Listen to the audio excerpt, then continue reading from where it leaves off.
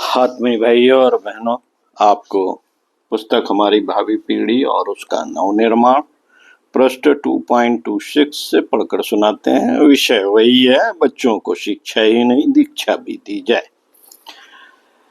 लेखक श्री राम शर्मा, आचार्य, वाङ्मय 63।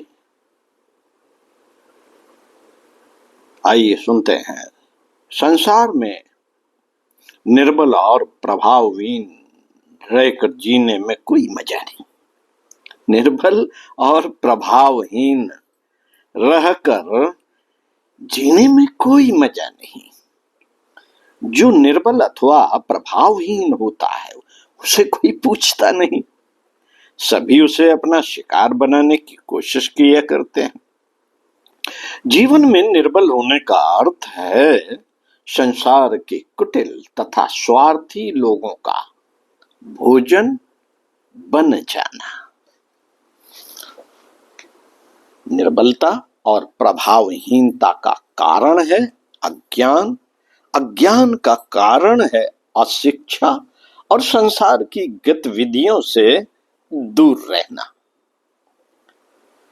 जो अशिक्षित हैं वह किसी से ठीक तरह बात कर सकने में असमर्थ रहता है और दूसरों की बात ही ठीक प्रकार से नहीं समझ सकता।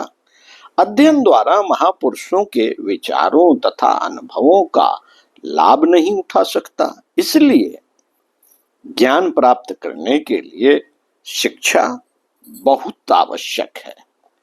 केवल शिक्षा ही ज्ञान की संवाहिका नहीं हो सकती है। किसी ने एमए बीए तक शिक्षा तो प्राप्त कर ली, किंतु वह समाज से दूर दूर से संसार की गतिविधियों से विरत आत्मलीन जैसा रहता है। न लोगों के संपर्क में आता है और न विचारों को आदान प्रदान ही करता है, तो उसकी शिक्षा उसके क्या काम आ सकती है। इस प्रकार एकाकी रहकर वह अपनी विद्या का लाभ न स्वयं उठा पाता है और न किसी दूसरे को दे पाता है। संसार में कहाँ क्या हो रहा है, लोगों की विचारधारा किस ओर बह रही है, वर्तमान परिस्थितियों में हमें क्या और कैसे करना चाहिए, इसका ज्ञान प्राप्त किए बिना अपनी दिशा, कार्य पद्धति और साधनों का निर्णय नहीं किया जा सकता। जिसे अपने आसपास की गतिविधि तथा परिस्थिति की जानकारी नहीं, वह शिक्षित होने पर भी अज्ञानी ही माना जाएगा। इसलिए ज्ञान प्राप्त करने के लिए शिक्षा पाना और संसार का अध्ययन करते रहना बहुत आवश्यक है। शिक्षा का समारंभ बचपन से होता है, 5-6 वर्ष की आयु में, जबकि प्रायः शिक्षा प्रारंभ की जाती है। बच्चों के पास अपनी स्वयं की समझ नहीं होती, वे अपना अच्छा बुरा भी नहीं समझ पाते, साथ ही उनमें पढ़ने की स्वतः प्रेरणा नहीं होती। उस समय तो उन्हें खेलना और शरारत करना ही पसंद होता है। पढ़ने के लिए जिस दिन ये बिठा ले जाते हैं उस दिन तक उनका एकमात्र काम खेलना ही होता है। एकमात्र काम खेलना ही होता है। पढ़ाई उनके लिए सर्वथा नवीन तथा स्वभाव तथा अभ्यास के विरुद्ध होती है। तभी वे उस विषय में अभिभावकों तथा अध्यापकों को काफी दिनों तक परेशान करते रहते हैं। किंतु जब धीरे धीरे अन्य बच्चों के साथ अभ्यस्त हो जाते हैं, फिर अपने आप पाठशाला जाने लगते हैं, उनका अभ्यास उस दिशा में ढल जाता है। किंतु इसके लिए अभिभावकों को काफी परिश्रम करना पड़ता है। उन्हें उस संबंध में बड़ा सावधान तथा सतर्क रहना होता है। बच्चे की गाड़ी जब चल निकलती है तो फिर वे असावधान अथवा उदासीन हो जाते हैं। पढ़ाई के संबंध में बच्चों की गाड़ी चल निकलने के बाद अभिभावकों का तटस्थ हो जाना अथवा यह सोचकर असावधान हो जाना कि अब तो वह स्कूल जाने लगा है, अपने को परेशान होने की क्या जरूरत, अब बच्चा और अध्यापक आप निपटते रहेंगे, ठीक नहीं। ठीक नहीं। अभिभावकों की इस उदासीनता से बच्चों की शैक्षणिक प्रगति मंद हो जाती है। अभिभावकों को जब तक बच्चे पूरी तरह से आत्म प्रबुद्ध ना हो जाएं, उनकी पढ़ाई और उनकी प्रगति में पूरी पूरी दिलचस्पी लेते रहना और प्रेरणा देते रहना चाहिए। इससे वे उत्तरोत्तर तेजी से बढ़ते चले जाते हैं।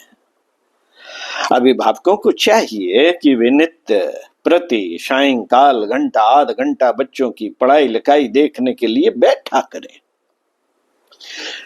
इस समय वे उनसे स्कूल में क्या पढ़ाई चल रही है, कितना पाठ्यक्रम हो चुका है और कितना शेष है, इसका पता लगाया करें। साथ ही उनसे पढ़े पाठों के विषय में प्रश्न करके यह पता लगाया करें कि बच्चे जो पाठ पढ़ चुके होते हैं वह याद भी करते हैं या नहीं। उनकी कापियां देखा करें और पता लगाया करें कि वे अपना काम ठीक से कर रहे हैं या नहीं। जो गलतियां ठीक की जाती हैं उन्हें बार बार लिखकर अभ्यास कर लेते हैं या यूं ही छोड़ देते हैं।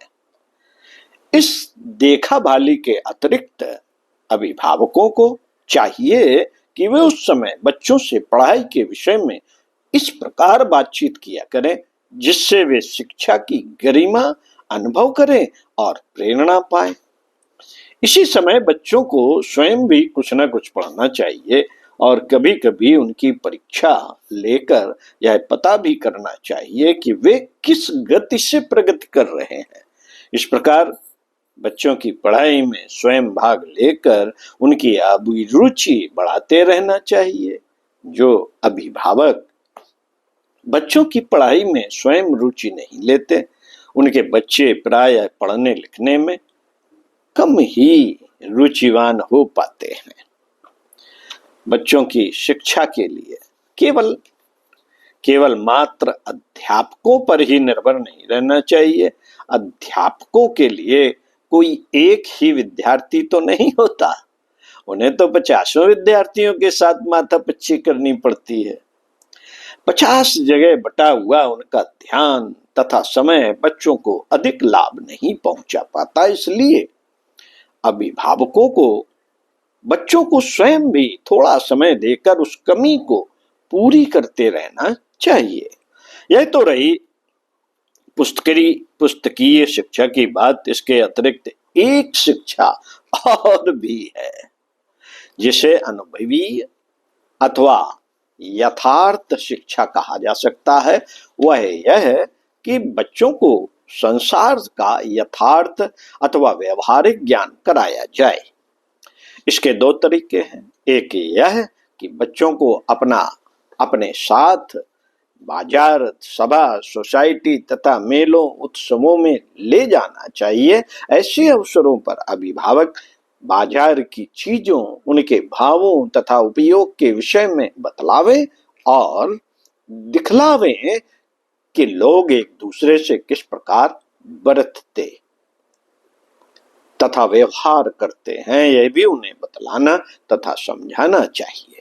व्यवहारिक ज्ञान के लिए बच्चे बड़े ही उत्सुक तथा जिज्ञासु होते हैं। अभिभावकों को अपने प्रयत्न से उनको उनके इस गुण का लाभ पहुंचाना ही चाहिए। साथ ही अभिभावकों को चाहिए कि नित्य प्रति प्रातः सायं बच्चों को बस्ती से दूर कुछ देर के लिए घुमाने ले जाएं। ऐसे अवसर पर उन्हें प्रकृति, प्राकृतिक दृश्यों, पक्षियों, सामान्य वनस्पतियों तथा यदि कोई मिल सके तो पशुओं के बाबत बतलाएं।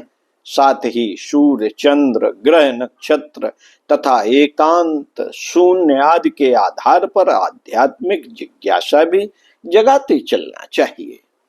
इस प्रकार बच्चों में पुस्तकीय ज्ञान के साथ साथ व्यवहारिक जगत और अध्यात्म ज्ञान का क्रम बढ़ता चलेगा यदि बच्चों में जीवन के हर क्षेत्र में सावधान तथा जिज्ञासु बन और उत्सुक आंख लेकर हर चीज को ठीक से देखते और समझते चलने की आदत का विकास कर लिया जाए तो समझो उनके लिए ज्ञान के साथ सफलता के द्वार ही खोल दिए। पशु पक्षी, कीड़े मकोड़े, नदी पर्वत, आकाश तथा प्रकृति के सुंदर दृश्य अपनी मुखरता एवं मौनता से महानतम शिक्षा का भंडार भरे रहते हैं। जो शिक्षा का लाभ उठाने की पात्रता प्राप्त कर लेता है वह विद्वान होने के साथ साथ यथार्थ ज्ञान से परिपूर्ण अनुभवी मनुष्य बन जाता है।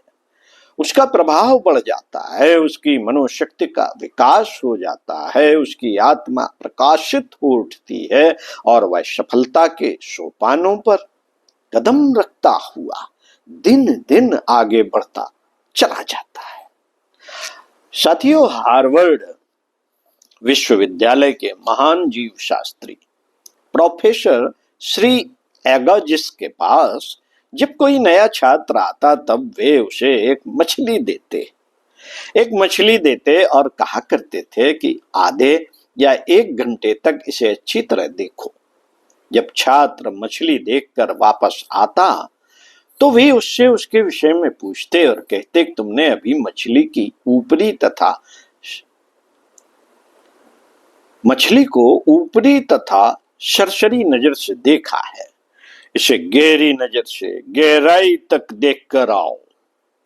ऐसा वे अनेक बार करते थे और जब छात्र में किसी चीज को गहराई के साथ देखने और समझने की बुद्धि का विकास हो जाता था तब उसकी शिक्षा प्रारंभ करते थे। ऐसा करने से उनके सभी छात्र न केवल परीक्षा में ही अच्छे अंकों से पास होते थे बल्कि शिक्षा के बाद एक सफल नागरिक सिद्ध होते थे। मित्रों, अभिभावकों को चाहिए कि उनके बच्चे जब तक शिक्षा के क्षेत्र में अपनी बुद्धि तथा पैरों के बल खड़े होने लायक न हो जाएं, उनकी शिक्षा तथा सांसारिक दीक्षा में पूरी रुचि लेते रहें, उन्हें अपना अनुभव देते और उनका अनुभव बढ़ाते रहें। जो अभिभावक ऐसा स्वयं न करके बच्चों को पुस्तकों, शिक्षालयों तथा अध्यापकों पर छोड़ देते हैं वे उनको शिक्षा के बाद भी कच्चा रह जाने देने की भूल करते हैं। अभिभावक होना जितना सुख नहीं उतना उत्तरदायित्व है। जब अभिभावक बने हैं अथवा बनने को तैयार कर रहे हैं तो इस उत्तरदायित्व के प्रति सदा सजग, सावधान तथा सक्रिय रहना ही होगा।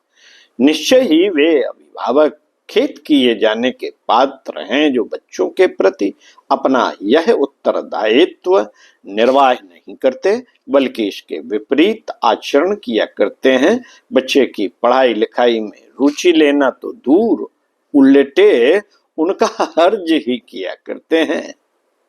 जिस समय बच्चे स्कूल से और अभिभावक काम से आकर इकट्ठे होते हैं उनके आदेशों तथा अनुपालन का सिलसिला प्रारंभ हो जाता है और बच्चों का सारा पढ़ाई लिखाई का समय उनका काम करते ही व्यतीत हो जाता है। अभिभावक महोदय एक कुर्सी अथवा चारपाई पर बैठ गए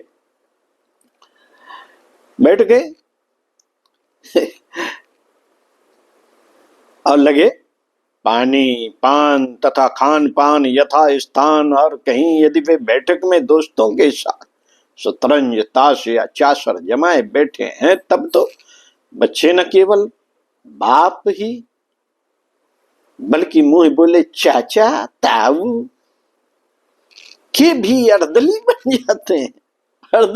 जाते हैं। क्षण क्षण पर उनकी आवाज पड़ती रहती है, पानी लाना, पान ले आ भाई, देखो चाय बन गई, दौड़कर बर्फ तो ले आ जा, अपने ताऊ को सिगरेट तो ला दो, अम्मा से कहो क्या चाय बिना नाश्ते की ही चलेगी। जिस सामान की कमी हो दौड़ कर बाजार से ले आओ, जरा घर तक तो चले जाओ बेटा, अपनी चाची से कह आओ कि चाय भाई साहब के यहाँ पी ली है, मेरे लिए ना बनाए, और देखो दूध ना हो तो साची को ला देना। आदि एक का नहीं, अनेकों का काम करते करते बच्चे, बेचारे बच्चे चूर चूर हो जाते हैं, खाते पीते तक नींद आके दर्द बूझती है। फिर कहाँ से पुस्तकें, कहाँ की पढ़ाई, सायंकाल तो ऐसा रहता ही है। इस प्रकार के न जाने कितने निरर्थक काम उनके लिए सवेरे भी लगे रहते हैं। इसके अतिरिक्त माता क्या उन्हें कुछ कम घर गृहस्थी के कामों में लगाए रहती है? वह अभिभावकत्व नहीं है, यह अभिभावकत्व नहीं है, यह अन्याय है। मिलते हैं इसी पुस्तक के दूसरे विषय पर अगले वीडियो में। बालकों को की शिक्षा में चरित्र निर्माण का स्थान। साथियों, जो पढ़ा गया है, जो सुना गया है, उस पर चिंतन मनन कीजिए। स्थितियां परिस्थितियां अलग हो सकती हैं, आपके यहाँ की, आपके घरों की, लेकिन बहुत सी चीजें सामान्य हैं। तो दीक्षा पर भी ध्यान दिया जाए। ओम शांति।